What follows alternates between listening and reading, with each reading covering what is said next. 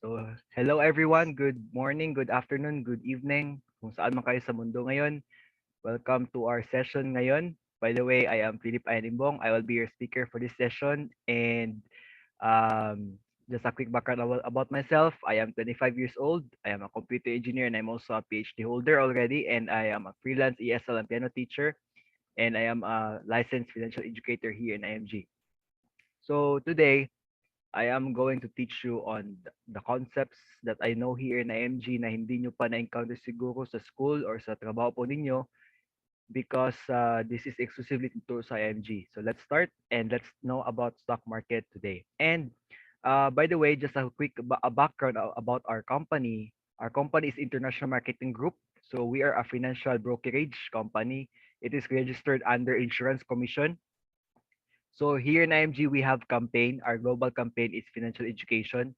So it means to say we are teaching financial literacy and our goal is to have 30 million people by the year 2030, financially educated families. So sa tracker natin ngayon, we are already 4 million sa tracker natin. So kung gusto nyo mag-register sa campaign namin, just ask the person who invited you kung paano ka makasali dito sa 30 million. Okay. So why do we teach financial literacy? It's simple because the real rule of money is changing. Nagbabago na po yung galaw ng ating pera. So tingnan niyo po dito yung history natin, history of our deposit rate. During 1984, malaki yung interest rate dyan, di ba? Kasi that is during Marcos era. So okay lang kung maglagay ka ng pera during that time kasi mataas pa yung interest rate. Pero kung ilagay mo yung pera ngayon, this year, 2021, so alam niyo naman magkano na lang yung interest rate natin. It's just less than 1% na lang, di ba? So, I'm not against with the bank because bank is good for my business, for my transactions. But when it comes to investments, maling-mali talaga pag ilagay mo lang siya sa bangko.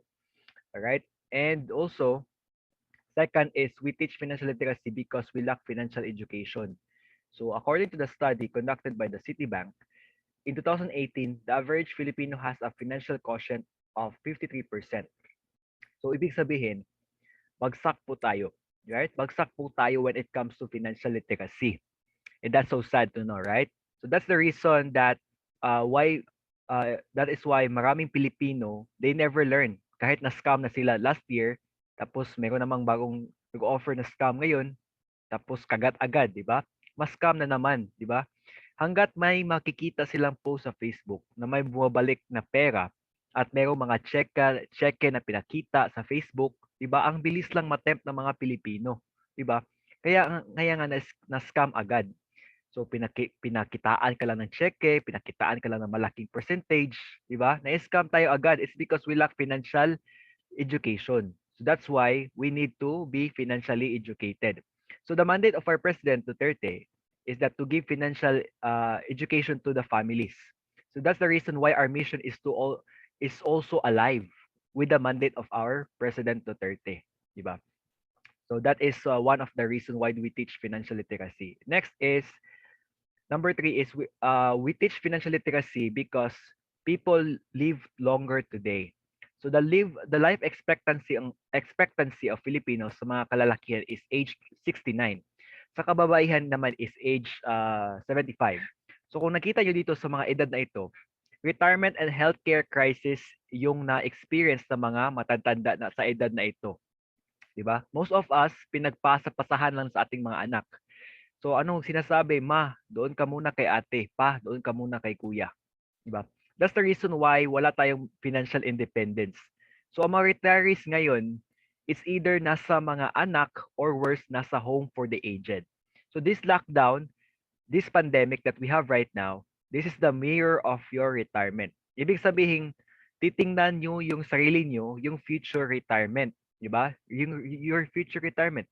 Gusto nyo ba ang situation ninyo ngayon na nasa bahay lang kayo, naghihintay ng ayuda, walang source of income, walang pumapasok na pera, at napakaraming gastos? Gusto nyo ba yun? That's why we should prepare for our retirement. We should learn the financial literacy because there is no other way. So your retirement could be the longest or could be your longest holiday or your longest nightmare. So it's either nasa 200 lang yan. So pili ka lang. Gusto ko ba ng longest holiday, longest happiness, or longest nightmare. So hindi pwede na nakadepende ka lang sa SSS, sa pension mo, sa GSIS, o sa PhilHealth. Because we all know that our government's funds has a limited resources lang. So we should plan ahead and secure our future. Lalo na kung ikaw ay bata ka pa, di ba? Next is, okay, we teach financial literacy because of the high cost of living. So many people today have difficulty in saving money because for their future needs, di ba? Lahat naman tayo mayroong mga future needs. Kasi ang inflation natin tumataas. So ibig sabihin ng inflation, anong ibig sabihin ng inflation? Ito ay tumataas yung mga presyo ng bilihin, commodities, services, at ang mga at the same time, bumaba yung value ng pera natin. So kung nakita nyo po dito, yung 1,000 pesos nyo po na pera dati, dami nyo po mabibili dyan, di ba? Yung baon nyo dati, di ba? Yung baon po dati na 5 pesos, 10 pesos, ang dami na natin yung bibili niyan, di ba? Dati. Ngayon, anong nangyayari? It's either isa or dalawa na lang ang mabibili or wala na talaga. That is why kailangan natin mag-ipon at kailangan malaman ang investment na ito. Second reason is, bakit tayo mag-ipon? It's because of debt, utang. Marami tayong utang. Mga Pilipino kasi hilig talaga sa utang. So wala namang masamang mangutang. Depende na yan saan mo ginamit yung utang mo.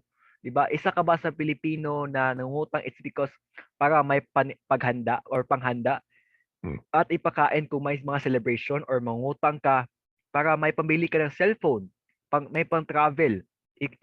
Isa ka ba doon? 'Di ba? Mangutang ka para may pang-lifestyle ka, may ipakita ka sa ibang tao, yun yung mali, di ba? Pero kung mangutang ka for business, for investment, for education, that is good debt. So may bumabalik sa'yo na pera. Di ba? That's the good thing. Alright. So sabi dito ni Robert Kiyosaki, the famous author of Rich Dad or Rich Dad Poor Dad, money without financial intelligence is money soon gone. So kung wala kang financial intelligence, dali lang talaga mawala yung pera mo. Kasi hindi mo alam saan mo ito gagamitin. Diba? So yan ang problema dyan. That's why we need financial intelligence.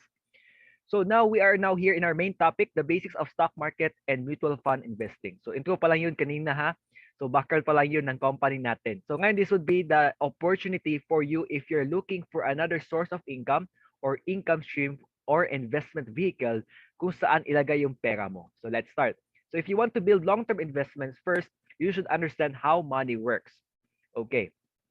Now, there are two types of income. So meron tayong tinatawag na active income. Ito po yung income from your direct labor. So kung nagtatrabaho ka ngayon, OFW ka ba, seaman ka ba, engineer tulad ko, teacher ba, or basta you are employed right now at may sahod ka, it means to say that that is active income. Ibig sabihin, pag may trabaho ka, may makukuha mo yung perang ito sa sahod mo. Of course, right? So kung doctor ka, sa pasyente mo, of course, doon ka kumukuha ng income sa pasyente mo, di ba? Of course, kung lawyer ka, sa kliyente mo. Kung OFW or seafarer ka, sa, alright, so every time kung meron kang contract, kasi meron yan silang contract. Kung ahente ka din naman, every time kung meron kang commission. So, ibig sabihin, you are exchanging your effort, your time for money. Kaya tinatawag siyang active income.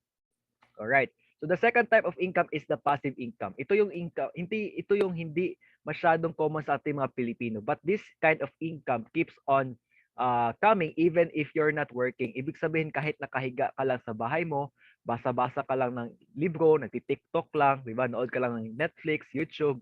You stop working, your income still continue. That is passive income. So this is very ideal right now, lalo na kung naka-lockdown tayo, or so yun nga, walang trabaho, or wala tayo, let's say, marami pa rin tayong ginagawa, tapos gusto mong magka-income, di ba? So yun, ito yung maganda kung meron kang gusto mong magkaroon ng passive income. So saan natin makikita yung passive income? So it is the interest income from your investments like mutual funds, stocks, bonds, long-term healthcare, insurances. So meron tayong tinatawag na business. So ito ay royalty income. Pag meron kang business or franchises, di ba? So if you're an artist, of course, nagsusulat ka ng libro, di ba? So yun. If you're a singer, isang beses ka lang mag-record at magsulat ng kanta, pero grabe yung royalty fee sa iyo, di ba? And then meron din tayo tinatawag na rental income. So this is also kind of passive income, naghintay ka lang na may pumapasok na pera sa pinag-uupahan mong bahay, di ba? So condominium, apartment or boarding house. So every 15th day or last day of the month, meron kang matatanggap.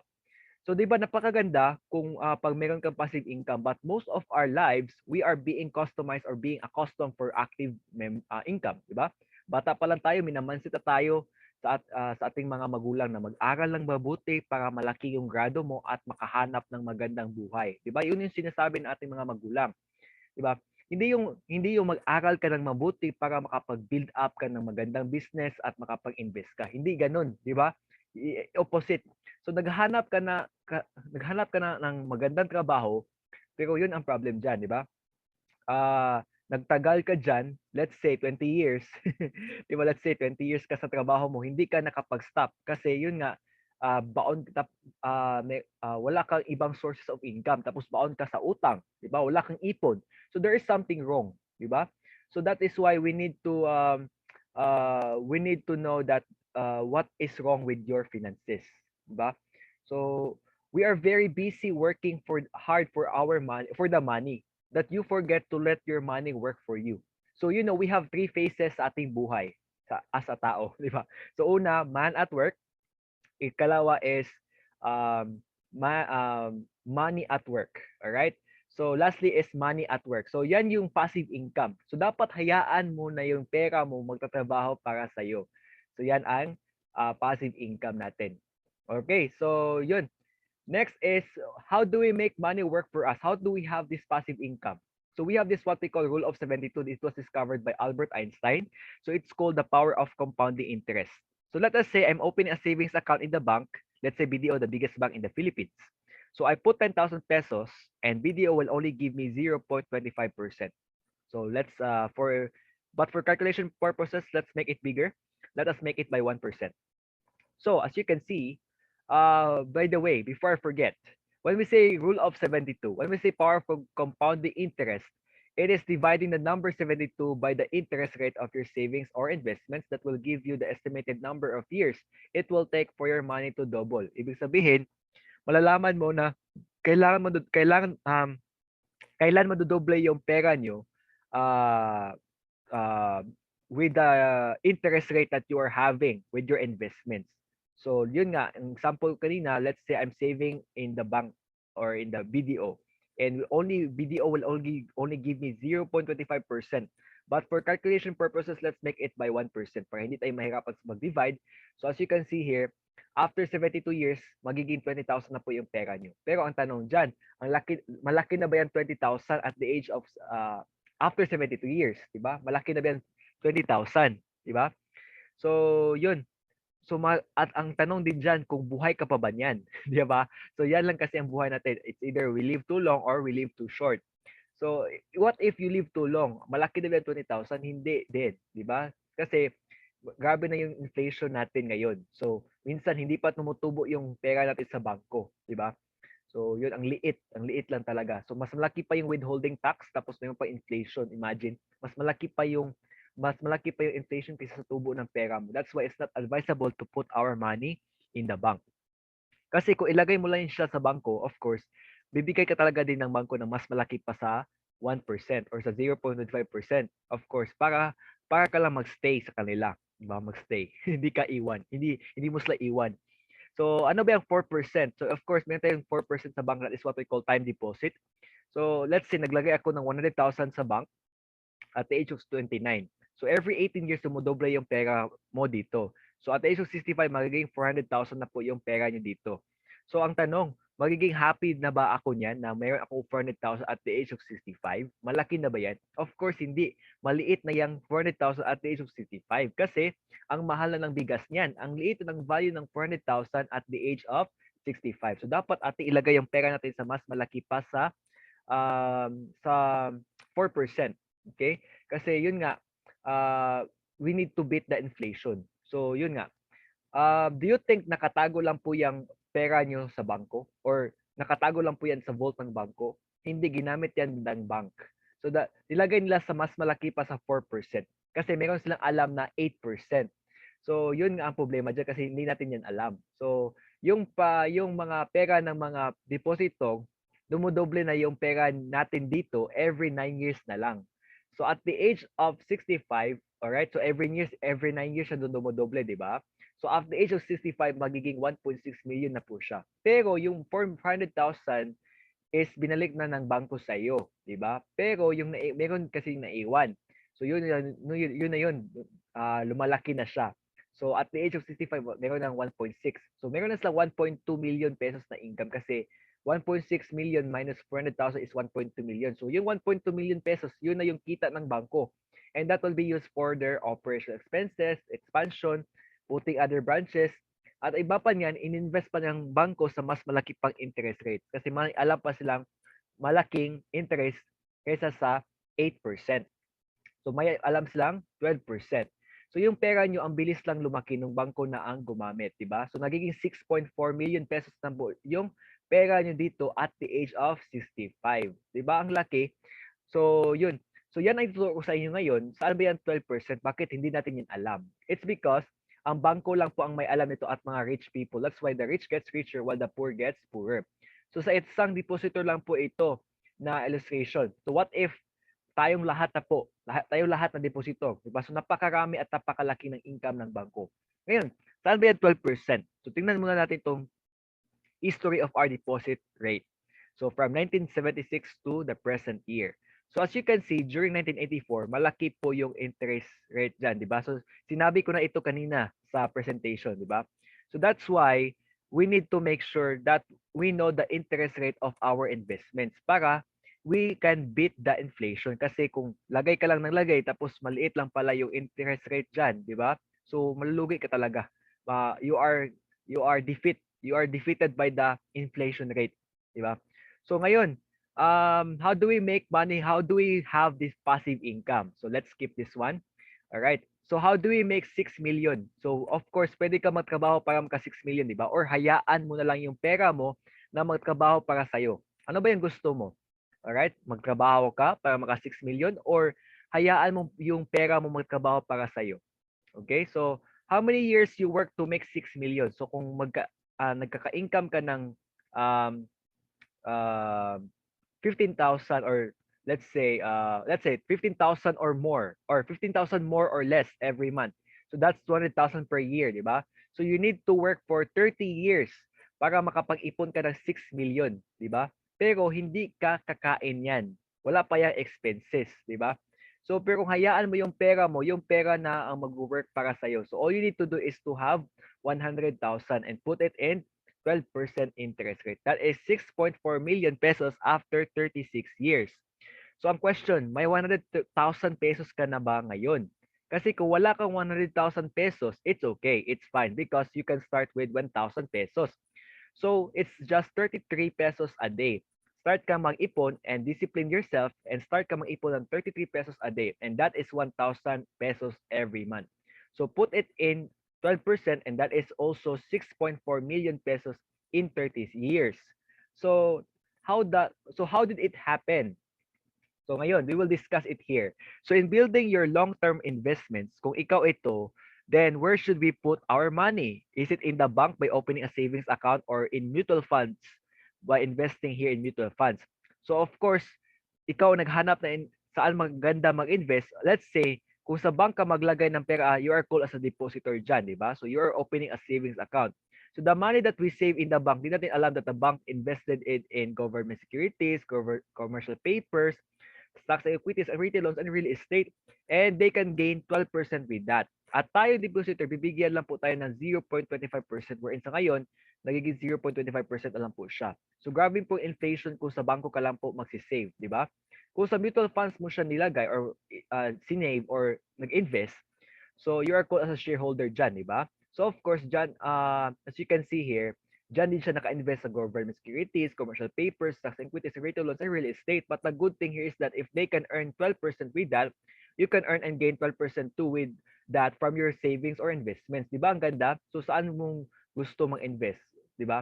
Of course, sa mutual funds talaga, di ba? Kasi kasi yun nga, equal yung matatanggap mo, di ba? What you get is what you have, what you invest is what you can also gain here.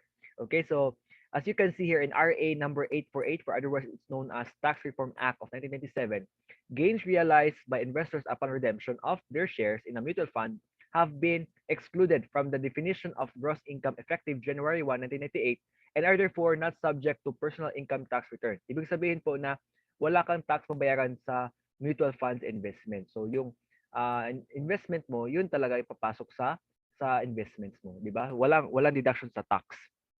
So, ngayon, how much can you save to achieve your goals? Let's say 1,000 per month lang po ang masasave mo. So, kung sa bank mo lang siya ilagay sa time deposit, so kung sa time deposit, meron kang 4% interest rate dyan, di ba? So, after 30 years, meron ka lang masasave na 694,050 pesos.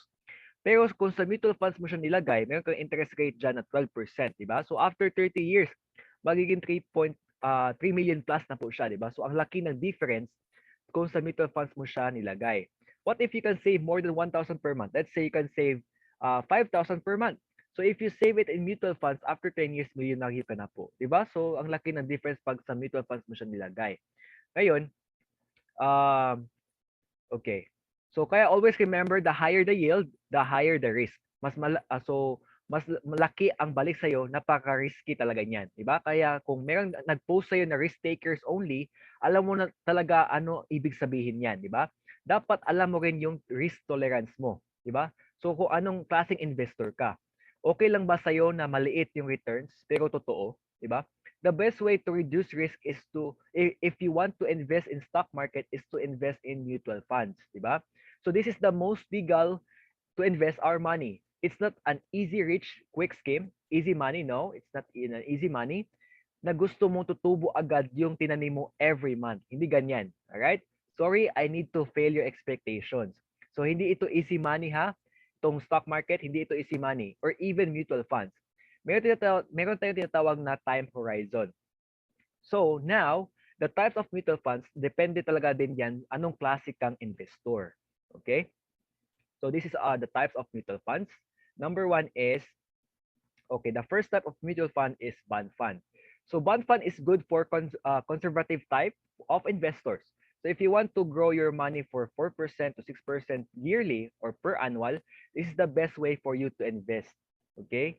So this fund is for you if you are an investor with low appetite for risk and you are amenable to modest returns. So if you want to dip your tools into investing and try at least like least risky of all medium-term investment first. This is bond fund, okay? So this is a low risk type of mutual fund, okay? And this is you are investing in government securities and commercial bonds or corporate bonds, okay? So the main investment objective is capital preservation and reasonable growth.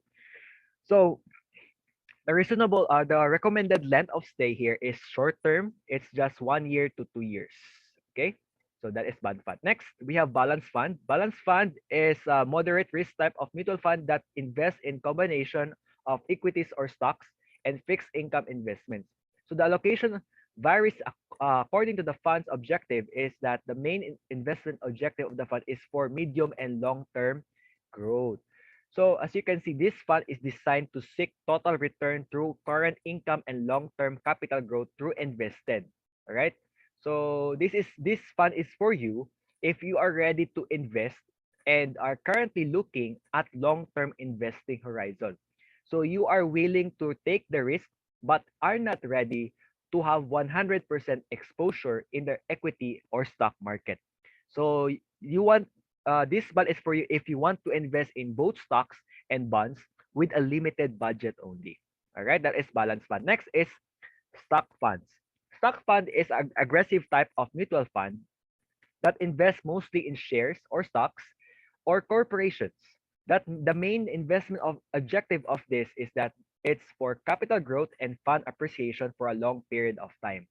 So the recommended length of stay of this is long term talaga. Okay, since it's aggressive. Okay, so okay, if you want this stock fund, make sure that you have a high appetite for risk and willing to invest for long-term investment. All right.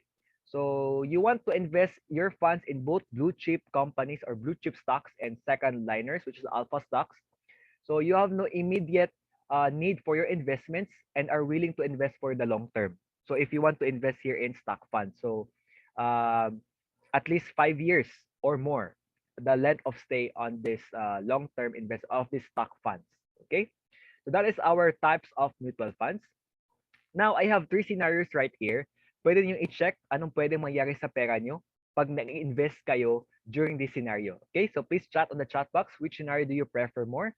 So we have here first scenario, maganda yung economy natin, di ba? Pag maganda yung economy natin, positive yung GDP natin, di ba? Growth, gross domestic product, di ba? So yan din ang mangyari sa shares ng stocks natin tumataas. So maganda ba mag-invest sa scenario number 1? What do you think? Check natin mamaya ha. So next is scenario number 2. Bumababa yung economy pero unti-unti siyang bumabawi, di ba? Ganun din nakasabay din siya sa price ng stocks. So bumababa din tapos it gains back. Alright? How about scenario number 3? Mag-invest ka ba sa scenario 2 or 3? So sa scenario 3 is biglang bumagsak yung economy pero unti-unti siyang bumabawi. Sumabay siya sa presyo ng mga stocks ng companies. So bumagsak din siya pero unti-unti siyang bumabawi. Alright? So now, if you're an investor, which scenario are you going to invest? Is it scenario 1, scenario 2, or scenario 3? Let me know. So please put your answer in the chat box. So ano po yung preference niyo? Is it scenario 1, 2, or 3? So kung ako yung tatanungin niyo, I would prefer choose scenario number 3. How about you guys? So how about you? Is it scenario 1? Anong yung preference niyo? Scenario 1, scenario 2, or scenario 3? Gaya ko? All right. So I will show you the scenarios. All right. So now, okay. Here it is. So let's check your answers. All right. Thank you, ma'am. All right. Thank you, ma'am Evangeline and ma'am Jurita. So scenario 1. Okay, ma'am Nelsie 1, 2, 3. Wow. Okay, sige ba. Sige, restart to si ma'am Nelly. Nelsie. All right. Scenario 1. Okay, it's mixed answer. All right. Thank you so much for answering. So let's check your answers. So sa sumagot sa scenario number 1, if you have invested in 1,000, if you have invested 1,000 pesos per month for 6 months, ito po yung mangyari. So ito po yung scenario natin. So you invested 1,000 pesos per month, di ba? Dito sa first month natin, ang presyo is 10 pesos, di ba? Nakabili ka ng 100 shares sa 1,000 mo. So sa second month, nagiging 12 pesos siya, di ba? So nakabili ka ng 83.33 shares. So ganoon din nangyari pag naging 14 pesos siya. 16 pesos and hanggang sa 20 pesos. Okay? So yung as you can see on the shares here on the kung naging 20 pesos na po siya, naging 50 shares na lang po siya, 'di ba? So on the first to 6 month, ang nabili mong shares ay around 422 and 422 pesos and 81 cents, 'di ba? So kung kailangan mong ibenta yung shares mo or ipo-pull out mo yung pera mo, titingnan mo kung ano na po yung value nun, 'di ba? So i-base mo siya sa current market value natin or sa last share price or sa net asset value per share natin. So yung 20 pesos, 'di ba? So i-times mo yan siya sa total shares natin. Okay? So which is 422 pesos and 81 cents. Ngayon, magkano na yung total value niya? So 8,456 pesos and 20 cents minus 6,000 pesos, 'di ba? So yung total contribution mo, that is your total contribution, 'di ba? Yung 6,000 pesos kasi 6 months ka naglagay ng 1,000, 'di ba? So meron kang gain diyan na 2,456 pesos, 'di ba? So yun, i-minus mo yan dalawa, magkano na, 'di ba? So 8,456 pesos and minus 6,000, nagiging 2,456. Mali yung computation, all right? It's 2,455 pesos and 80 cents, all right? So yun, mali yung computation natin dito. Pero that is the value of that, all right? That is your gain after 6 months. So let's say sa sumagot sa scenario number 2. So if you have invested 1,000 pesos every month for 6 months, ito po yung mangyari. So ito po yung scenario. You invested 1,000 pesos dito sa first month. So ang presyo is 10 pesos. So nakabili ka ng 100 shares dyan, di ba? So 1,000 mo. Second month, nagiging 7 pesos siya. So nakabili ka ng 142.90 shares, di ba? Ganun din nangyari sa 5 pesos, di ba? Tapos tumaas na naman siya, naging 6, 7, di ba? Tapos bumalik siya sa 10. 'di ba? Yung share natin dito per share. So, yun. So, on the first to 6th month, ang nabili mong shares ay around 852 and 50 cents. Di ba? 852 pesos and 50 cents. So, kung kailangan mong ibenta yung shares mo or ipo-pull out mo yung pera mo, tingnan mo lang yung value ngayon or i-base mo siya sa current market value or yung net asset value per share. So, yung 10 pesos, di ba? So, yun yung 10 pesos, di ba? So, i-times mo lang siya sa 852 pesos and 50 cents. So, magkano na siya? So, yung total value niya is 8,525 pesos, di ba? So, naghuhulog ka ng 1,000 per month, di ba? We have 6 months, so it's 6,000 overall. So, magkano yung gain mo after 6 months? So, it's 2,525 pesos. 2,500 pesos. Yeah, tama nga. 2,000 pesos and 525 pesos. Yun na yung gain mo after 6 months na naghulog ka kung sa scenario number 2 ka. Let's go with scenario number 3. Let's see. So, di ba, nung bumagsak yung price ng stocks at slowly tumataas naman din siya, di ba? So, if you have invested 1,000 pesos every month for 6 months, ito po yung mangyayari. So, you have invested 1,000 pesos dito first month. So, yung presyo niya is 10 pesos pa. So, nakabili ka niya ng 100 shares. So, anong mangyayari? Nakabili ka ng 100 shares dyan, di ba? Sa second month, so nagiging 4 pesos na lang siya, bumagsak siya, di ba? So nagiging 4 pesos siya. So nakabili ka ng 250 shares dyan. So ganoon din mangyayari, di ba? So 2 pesos nagiging 500 shares at naging 1 peso, di ba? Pero nakabili ka ng 1,000 shares naman, di ba? So okay lang kasi yun nga tumataas yung nabili mong shares. Kasi nag-sale yung market dyan, di ba? Market price. So as you can see, so tumataas siya na naman, di ba? So nagiging 2 pesos hanggang naging 5 pesos. So, yun. So let us total it. Alright? So magkano lahat na bili mong shares? It is 2,550 pesos.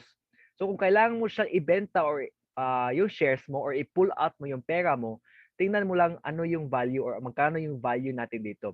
So i-base natin ito sa last share price which is the 5 pesos. Diba? So yun, i-times natin yan. So yung total value natin dito is 12,750 pesos. Diba? Tapos i-minus mo siya sa total contribution mo na 6,000 pesos. Diba? Kasi 6 months ka naghulog na 1,000 every month. So magkano yung gain mo after 6 months? Nagiging 6,750 pesos after 6 months, 'di ba? So ang laki. So siya ang pinakamalaki sa tatlong senaryo. 'Di ba? Since ngayon baba masyado yung share price natin ngayon, 'di ba? Ngayon nagbaba yung share price natin ngayon. So it is the best time for us to start and invest, 'di ba? Huwag niyong hintayin tumaas. Sayang yung panahon kasi. Huwag natin sayangin yung panahon. Lalo na ngayong pandemic, 'di ba? Bumababa yung share price natin. So, yung stock price natin bumababa. Naka-sale po siya. Yan ang ibig sabihin yan. So, dapat sumabay ka na. Diba? Nasa scenario number 3 po tayo ngayon. So, you should start it now para ma-enjoy mo yung gain after ng ilang buwan. Okay. Ngayon. Alright. So, in every difficulty, there is always an opportunity. So, of course, pag mababa siya, it's good to buy shares. So, pag investor ka, pag mababa siya, it is the best time to invest, to buy, kasi hindi ka matakot. Dapat hindi ka matakot, kundi maging masaya ka kasi nag-sale siya or bumaba yung share price. Pag tumaas na naman siya, hold ka lang, di ba? Huwag mo munang i-sell or withdraw, lalo na kung hindi pa siya na-hit sa goal mo. Dapat long-term ka mag-isip dito. Alright? So we have this what we call buy and hold strategy. That is peso cost averaging. That is the secret and the technique here if you want to grow your investment here in stock market. So kaya lagi natin isipin yung long term kung mag-invest kayo sa stocks. Alright? So as you can see, during Marcos People Power, alright, during Ramos Power Crisis, and sa revolution hanggang sa global financial crisis, sakababa yung price natin. Diba? So dapat long term tayo mag-invest dito. Okay? So yung orange arrow pala dyan, yan yung average natin. Okay? Kaya meron tayong tinatawag na peso cost averaging or buy and hold strategy. Alright? So dapat long-term tayo mag-invest tayo dito guys sa pag-invest sa ating stock market. Okay. Ngayon, Now, ano ba itong mutual funds? All right? So it's an stocks or equity fund. So, as you can see here, pooled money from different investors. So aggressive in capital growth, money generally invested on blue chip companies listed on Philippine Stocks Exchange. So as you can see here, the fund house, dyan maglagay yung pera natin. Dyan maglalagay yung pera natin. So pera niya, pera nating lahat. Alright? Pera nating lahat as investors. So it was well diversified ang pera natin sa mutual funds, hindi lang siya sa isang company naka-invest or hinuhulugan. Pero sa madaming companies siya na maraming companies siya hinuhulog, okay? So naka-diversify yung investment natin dito. So pag wala kayong idea pa sa stock market, mas mabuting mag-mutual funds muna kayo kasi nandyan si fund manager para magpagalaw sa shares nyo. Kinakalat ni fund manager sa mga companies, hindi sa isang company lang. So naka-diversify po yan siya. Kaya napaka-safe nito. So sa mga nagsabi dyan na scam ang mutual funds, tingnan nyo lang po ito. Ang pera natin sa SSS, in-invest sa mutual funds, di ba? SSS invest in mutual funds. Ikaw pa kaya, di ba? So yun. So napaka-legit yung mutual funds natin na investment. So now, what are the benefits of investing in mutual funds? So number one is professional management. So that is our fund managers. So this person is very expert in handling and managing our shares, di ba? So we should trust them kasi pinag-aralan nila yan at alam lang ang ginagawa nila. Alright? So next one is instant diversification. So para hindi malugi si investor. So hindi lang dapat sa isang basket nilagay yung pera, di ba? So yun, safety and transparency. So kasi naka-SEC tayo, hindi gusto si SEC na hindi transparent kaya safe talaga dito kasi transparent, di ba? Potential high returns, of course, especially if you think long term, it will really give you higher returns, di ba? Of course, low capital requirement, di ba? For as low as 1,000 pesos, you will have already an initial investment in mutual fund stock market, di ba? And of course, yun yung sabi kanina, tax exempt. Kasi tayo mga investors, wala tayong tax kasi tumutulong tayo sa mga companies. Kaya yun, tax exempt ang mutual funds. Alright, so may isang investor dito na invest siya ng 5,000 pesos. Sinakpan na natin yung pangalan niya kasi dahil sa data privacy law, data privacy law. So, ito siya, nag-invest siya ng 5,000 sa Phil Equity Fund po ito ha. So, meron po siyang NAV per share na 9.735000. Okay, yan po ang value niya.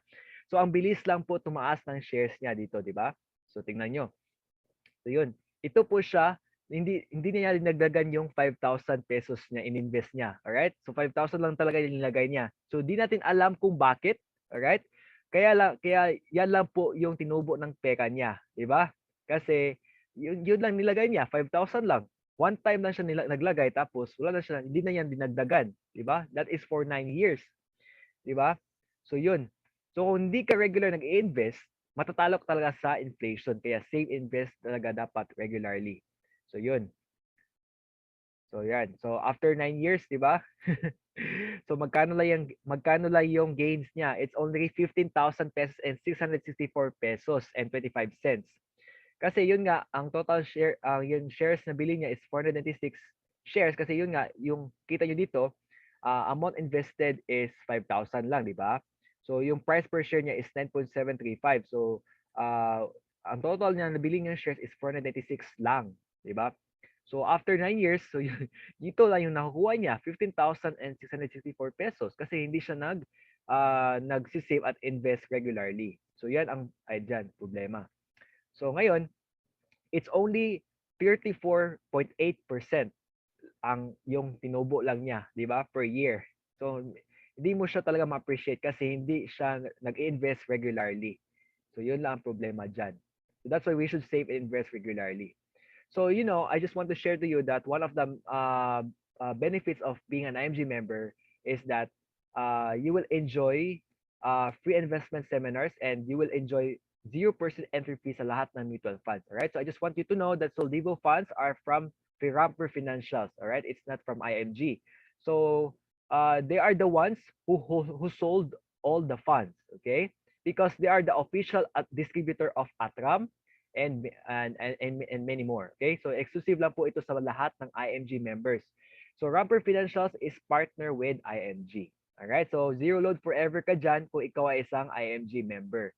So yun. So automatic mutual fund investor ka na din pag ikaw ay isang IMG member. And dito naka-invest yung pera niyo dito sa ating top 10 holdings. We have SM Investment Corporation, we have Ayala Land, we have Ayala Corporation, SM Prime Holdings, BPI, we have BDO, we have ICTS, we have Jollibee Foods Corporation, Metro Pacific, and we have Bloomberry. Diyan naka-invest yung mga pera niyo na-invest. So, na-enjoy mo talaga kasi wala kang entry fee binabayaran. Tapos, matututo ka pa kasi you have no reason not to learn kasi free lang po lahat ng investment seminars dito if you are an MG member, di ba? So, saan ka pa? So, sa labas pa ito, may bayad yan.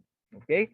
So, ngayon, for as low as 20 pesos pala, makapag-top up ka na. Dati, nasa 1,000 yung additional investment dito, di ba? Ngayon, for as low as 20 pesos, pwede ka na makapag-top up. Di ba? So, wala ka na talaga rason or reason hindi makapag-invest at save, di ba? So you have the reason already to save and invest. Okay. And before I forget, meron pala tayong sub-account dito. So nakagandahan dito if you want to save, invest for your educational funds for your children. So pwede mo siya ma-specify sa portfolio nyo dito sa Soldivo Funds na ito ay para sa kay Juan na educational fund, ito para kay Maria na educational fund for her college fund. So you can specify that on your sub-accounts kasi it's modifiable, it's editable din. Alright, so yan ang kagandahan dyan. You will be more motivated to invest and save pa talaga. Alright, so now, ngayon, let's go here. So we have also trading platform. So if you want to invest in direct trading or direct investment in stocks, so we have MyTrade platform. So advice ko lang po na before you go here in trading, make sure that you understand everything about trading before you go in. Kasi malulugi ka or yun nga ang problema dyan, hindi mo siya pinag-aralan, diretso ka agad nagte-trade, di ba, nag-invest, pero hindi mo pala pinag-aralan. So baka masusunog lang yung pera nyo, di ba? So that's why we should make sure that we understand already trading investment. So we have two ways to invest in Jollibee. All right? So we have become a franchise and invest more or less 30 million to open one branch, or become a shareholder in the stock market or mutual funds, and you only need 1,000 pesos minimum for your initial investment. So kung wala kang 30 million para pang-open ng franchise, pang-open ng one branch ng Jollibee, then you can still invest in Jollibee and be a partner of Jollibee through by becoming a shareholder in the stock market. All right? So as you can see here, okay? So how much do you have right now? Okay? So if you don't have 30 million, then of course, I'm pretty sure you can afford 1,000 pesos to be a shareholder in of Jollibee, di ba? So ngayon, as you can see dito, yung market price natin last 2013 is still 100 pesos per share, di ba? So after a year, naging 180 na po siya. After that, 2015 naging 200 plus, then 2016 250 pesos per share na po siya.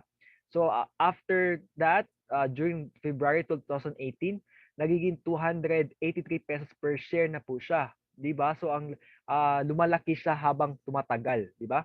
So kung naka-invest ka ng 100,000 noong 2013 na 100 pesos per share pa lang siya, so ngayon meron ka ng 283,000 pesos.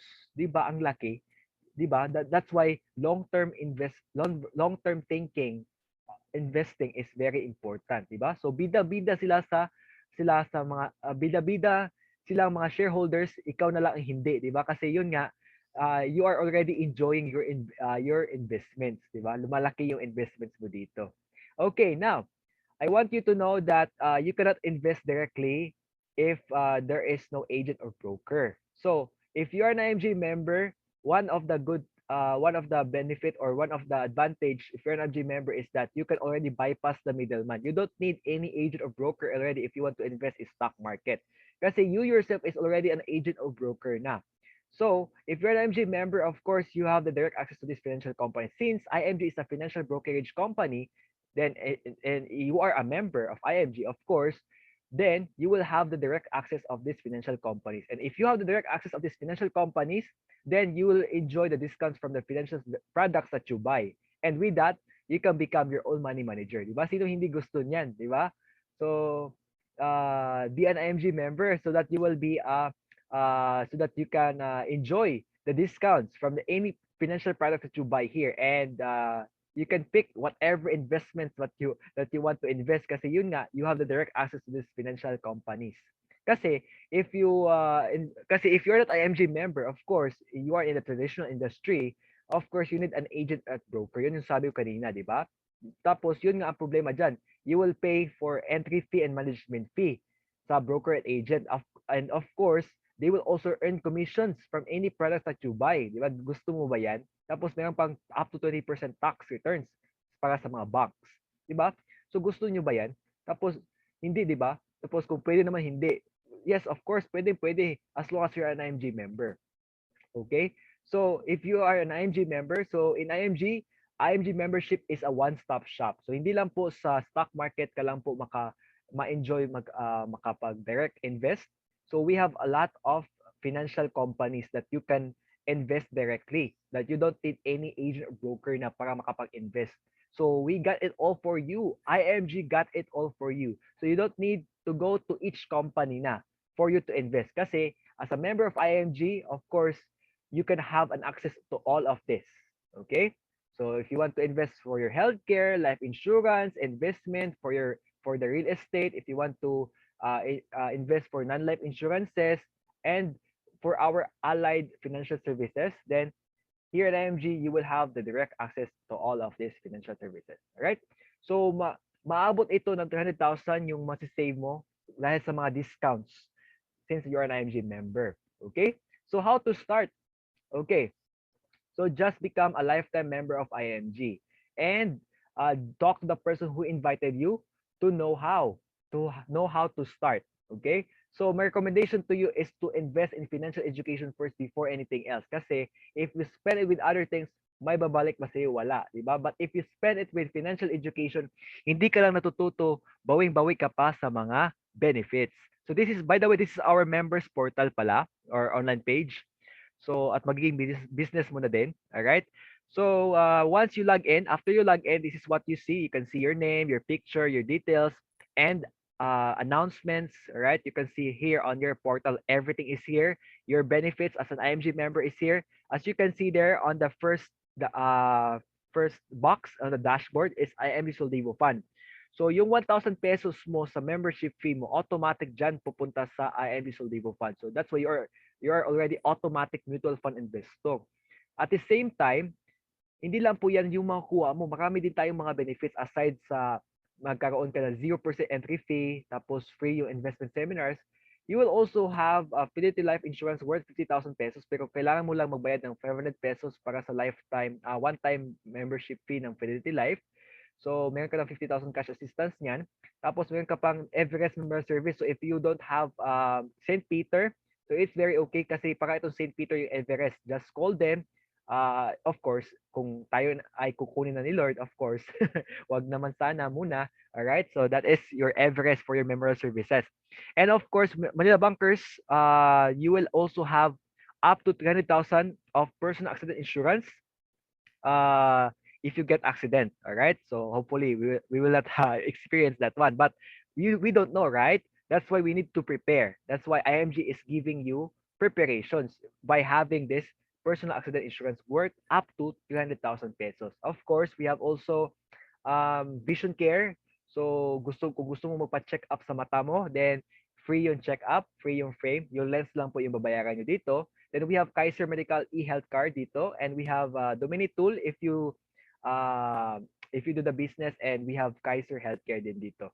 Alright, so marami ka talagang benefits dito aside from having discounts sa mutual funds, alright, or having free, having no fees in your mutual fund investment. Marami ka pang benefits na makukuha, di ba? So hindi ka talaga lugi. Tapos yearly we have business accreditation pala kasi since this is a business, of course gaya din sa ibang business, meron din tayong yearly business accreditation that is worth 1,500 pesos only. Of course, lifetime kang member sa IMG, but yung benefits niya hindi lifetime kasi malulugi yung mga partner companies din, di ba? Pero as a member of IMG, lifetime na yan siya. Alright? So it's only 1,500 pesos, 'di ba? Hindi ka nalugi niyan, 'di ba? You just save 150 pesos per month, 'di ba? And that is not heavy. 'Di ba? I-compare mo sa mga benefits na makukuha mo, 'di ba? Malaki na 'yan. Maliit na 'yan, 1,500 pesos. Okay. Now, I would like to highlight this one, the Kaiser Total Resolution. Kasi hindi lang siya investment, kundi meron din siyang healthcare at insurance. A 3-in-1 total solution. Okay? So it answers the question, what if we die too soon and what if we live too long? So this is the key and the answer of these questions. So now, to know more about Kaiser, join us on our webinar mamaya ngayon after a few minutes. Mamaya ngayon 5 p.m. Join tayo to know more about Kaiser Total Solution. All right? So it's a 3-in-1 savings or saving program. So healthcare, life insurance at investment. So now, who are the members of IMG? So ito po mga members ng IMG. We have uniform personnel, okay? Mga police, coast guard, sundalo, jail guard, bombero, sila nakapag-invest yan sila sa mutual funds at nagkaroon na sila ng healthcare. So yung nag-isip diyan na scam ba si IMG, tingnan niyo lang po yung members ng IMG, mga uniform personnel, di ba? Tapos teachers, of course, naturuan natin sila makapag-invest. 'Di ba kasi yung mga teachers natin baon sa utang, 'di ba? Tapos underpaid pa. Dito naturuan natin sila makapag-invest, makapag-ipon at magkaroon ng healthcare at insurance din. Tapos mga OFW at seafarers, ang goal natin or mission natin is tulungan natin sila makapag-retire ng umaga at makauwi ng umaga. So ang kinikita ng mga OFW sa abroad, kinikita na rin nila dito sa IMG, di ba? By doing the mission of IMG. Same with the seafarers. Alright? So, ito pala si Sir Dave Vallejos. Isa po siyang seaman nung wala pa siya sa IMG. So, isa po siya sa natulungan ni IMG. So, yung nanay niya isang fish vendor. So, he realized how hard it is to work um, yung as a seaman, and of course yung mom niya as a fish vendor since palaging umaga maggising, 'di ba? So he realized that he need to do something, 'di ba? Kasi ang hirap pag ang buhay ganyan lang palagi. So kaya yun nag-quit siya sa pagiging seaman at nag full-time siya sa IMG kasama yung nanay niya. Ngayon, nasa pinakataas na posisyon na po si Sir Dave ngayon sa IMG. So he already have the financial freedom by building the solid financial foundation. So he traveled the world with his mom. Just look at this one, pictures. Ang dami nila napuntahan dahil lang sa pag-build ng solid financial foundation. So they just follow what they learned here in IMG. So kung kaya ni Sir Dave yan, alam ko kaya nyo rin yan. Okay? So now, before we end, sabi ni Bill Gates ito, founder ng Microsoft Corporation, if you are born poor, it's not your mistake. But if you die poor, then it's your mistake already. So even though you listen attentively today, you learn a lot today in our webinar, but you did not take any action, di ba? So nothing will happen pa rin, di ba? You should act now before it's too late. So just like Sir Dave, di ba, who is the youngest being promoted to the highest position here in IMG.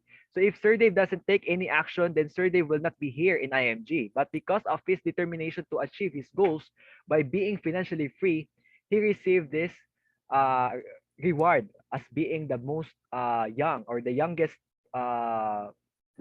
investor that being promoted to the highest position, di ba? So napaka-inspiring yung story niya. So that's it. Thank you so much for attending. And I hope you learned a lot in our webinar today. So take action before it's too late. Thank you, everyone. This is your financial educator, Philip and Imbong. Kindly visit my Facebook page anytime. And this is my contact number and my email address. Thank you so much for listening. God bless everyone and stay safe. Thank you.